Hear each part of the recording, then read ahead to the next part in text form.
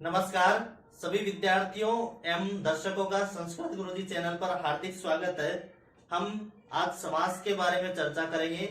10th के syllabus के अनुसार हम बात कर रहे हैं। तो 10th में संधि जो थी हमारी विसर्ग संधि वो हमने पढ़ ली है, कंप्लीट हो चुकी है। आज से हम समास के बारे में पढ़ेंगे। तो आज की जो क्लास रहेगी इसके अंदर समास का परिचय करेंगे, समास की उत्पत्ति, समास की परिभाषा, समास के भेद और कहाँ कैसे कौन से शब्द में समास होता है कैसे नहीं होता है उसके बारे में चर्चा करेंगे। ठीक है, तो हम शुरुआत करते हैं समास की। उससे पहले आप वीडियो शेयर कर दो और सब्सक्राइब तो करवाओ ही। ठीक है, समास समास की व्युत्पत्ति के बारे में बात करें तो व्युत्पत्ति में होगा सम उपसर्ग, ये तो क्या हो जाएगा उपसर्ग, प्लस इसमें होगा अस धातु, अस धातु प्लस घय प्रत्यय, प्रत्यय कौन सा है घय। ठीक है, तो सम उपसर्ग अस धातु घय प्रत्यय, इनसे मिलकर के क्या बनता है समास शब्द बनता है। और समास शब्द का हम अगर अर्थ समझे, सामान्य अर्थ समझे, मतलब एक पद में अगर इसका अर्थ देखें तो इसका अर्थ होगा संक्षिप्तीकरण। क्या अर्थ होगा संक्षिप्तीकरण। ठीक है, संक्षिप्तीकरण का मतलब छोटा रूप करना, कोई बड़ा पद है उसको छोटे रूप में लिखना, वो हो जाता है संक्षिप्तीकरण। अब हम परिभाषा की बात करें, परिभाषा में जैसे एक संस्कृत में लिखी आती है समसनम समास है, समसनम समास है। मैं एक और परिभाषा लिख रहा हूं यहां पर, बहुनाम पदानाम मेलने, बहुनाम पदानाम मेलने एक पद भवनम समास है, एक पद भवनम समास है। तो इसका मतलब क्या हुआ, आप देखो समसनम समास है, समसनम का मतलब है पास में आना, पास में आना। क्या आएंगे पास में शब्द आएंगे। बहुनाम पदानाम बहुत सारे पदों का, बहुत सारे पदों के मिलने से एक पद भवनम, एक पद जो होता है वो समास कहलाता है। मतलब बहुत सारे पद है, शब्द है, वो मिलेंगे एक साथ, एक पद होगा और उसी को हम क्या कहेंगे समास कहेंगे। तो मतलब अगर अलग अलग दो शब्द आते हैं, समास विग्रह और एक शब्द आता है समास या फिर समस्त पद, समस्त पद। तो समास विग्रह तो होता है तो शब्द रहता है उसको दूर दूर लिखना। मतलब जैसे मैं लिख रहा हूं सीतायाः पति, सीतायाः पति ही, तो ये तो हो गया इसका विग्रह, क्योंकि यहां पर मैंने दो शब्द लिख दिए हैं, ये क्या है विग्रह। और इसका अगर मैं समस्त पद लिखूं, समास करूं, पास में लाऊं, तो इसका रूप बनेगा सीता पति। क्या बनेगा सीता पति। ठीक है, तो समास विग्रह तो होगा अलग अलग करना, विच्छेद करना, दूर होना। और समस्त पद क्या होगा, बहुत सारे जो पद है शब्द है वो एक साथ मिलेंगे तो वो हो जाएगा समस्त पद या फिर समास। तो ये यहां तक की बात हुई। इसके बाद हम बात करते हैं इसके भेद। जो समास होता है वो कितने प्रकार का होता है, यहां तक स्क्रीनशॉट ले लो। ठीक है, अब हम आगे बढ़ते हैं। समास के भेद कितने होते हैं देखते हैं।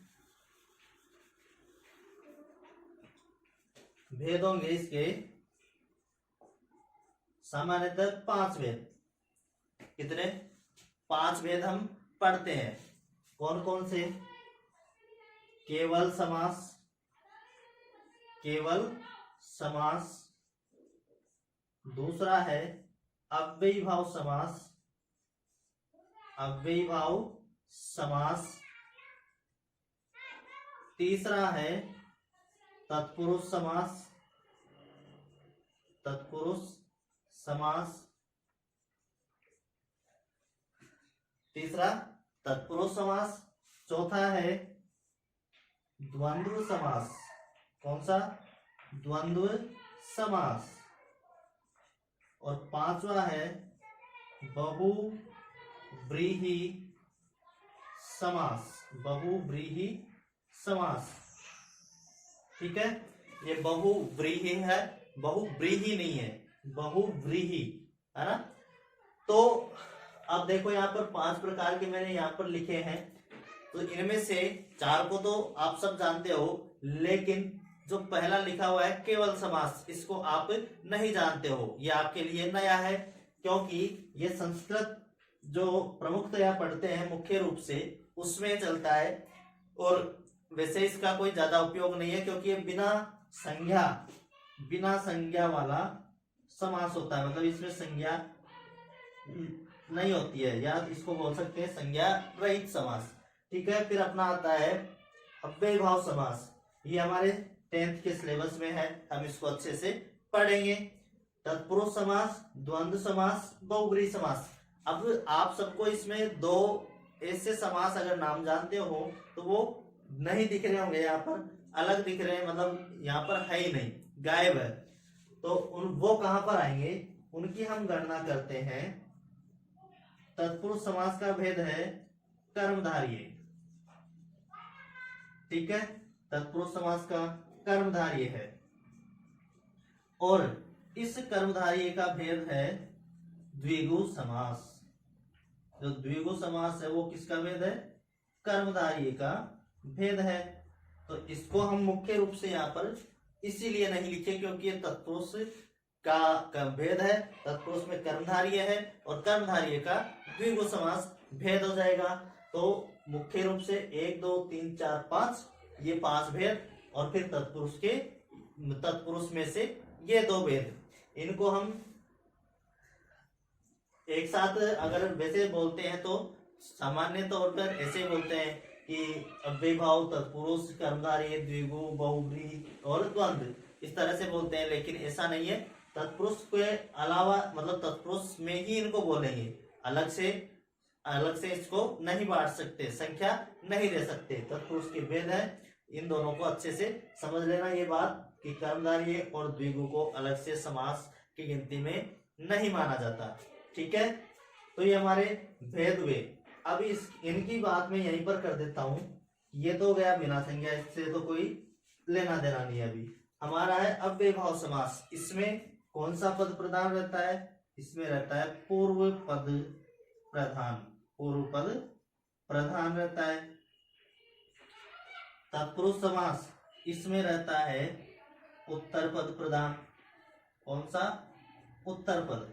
और द्वंद्व में दोनों पद रहते हैं, दोनों पद प्रधान। ठीक है, और बहुव्रीहि में कोई अन्य पद प्रधान रहता है, अन्य पद प्रधान। सीधा क्वेश्चन आ जाता है कि अव्ययीभाव समास का कौन सा पद प्रधान रहता है, तो उसका पूर्व पद प्रधान रहता है। ऐसे ही तत्पुरुष का उत्तर पद प्रधान रहता है, द्वंद्व का दोनों पद प्रधान रहते हैं, बहुव्रीहि का अन्य पद प्रधान रहता है। अब देखो यहां पर मैंने लिखा है पूर्व पद और उत्तर पद, यहां तक का स्क्रीनशॉट ले लो।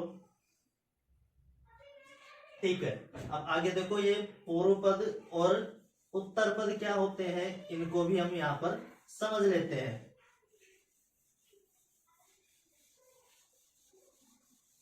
देखो जो समास का शब्द है, जैसे वो अभी मैंने उदाहरण दिया था सीतायाः पति।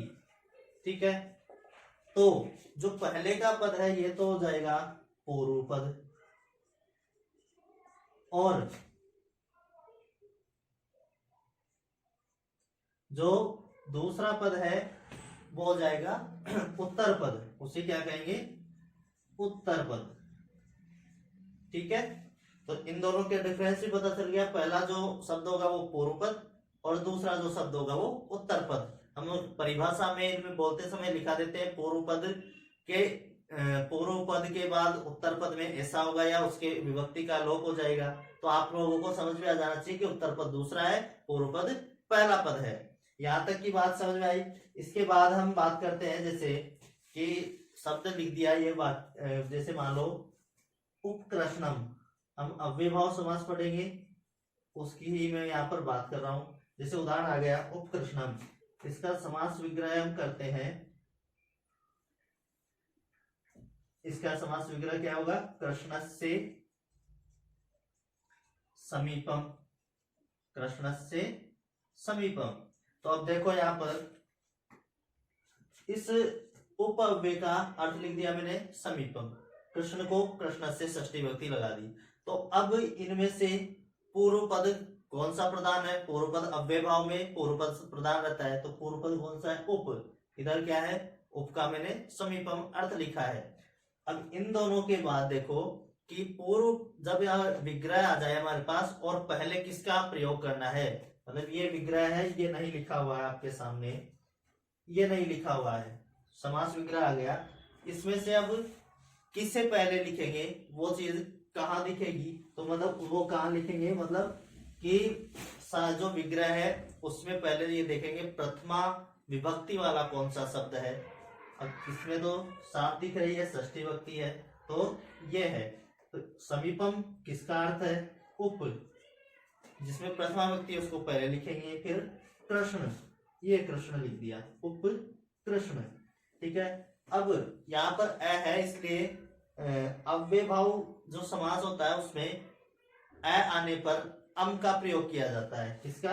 अम का। तो अ तो है ही इसमें और मैं लिख दिया, तो ये नपुंसकलिंग एक वचन का रूप बन गया। मतलब अव्यय भाव जब पढ़ेंगे उसमें बताएंगे कि स्वर बाद में अगर दीर्घ आता है तो उसको ऋस्व करना है, क्या करना है, वो उसमें पढ़ लेंगे। तो उपकृष्ण बात समझ में आए कि प्रथमा विभक्ति वाला जो शब्द है उसको हम पहले लिखेंगे और पूरे शब्द को भी प्रथमा विभक्ति में लिखेंगे। फिर जो भी शब्द बनेगा उसको प्रथमा विभक्ति में लिखेंगे। तो यहां तक हमने आज व्युत्पत्ति की बात की, परिभाषा की बात की, समास के भेदों की बात की और एक दो उदाहरण से मैंने यहाँ पर समझाया भी है। यहां तक जो समझ में नहीं आया हो वो कमेंट में लिख देना।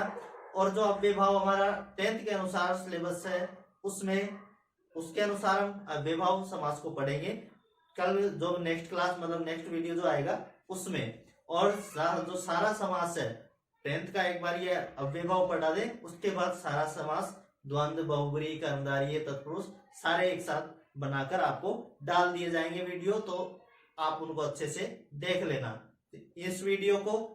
और फिर आगे जो वीडियो आएंगे उनको सभी बच्चों के पास शेयर करना है, क्योंकि आपको ही लाभ नहीं लेना और को भी लाभ दिलाना है, दूसरे का भी भला करना है। ठीक है, धन्यवाद, शुभ दिन।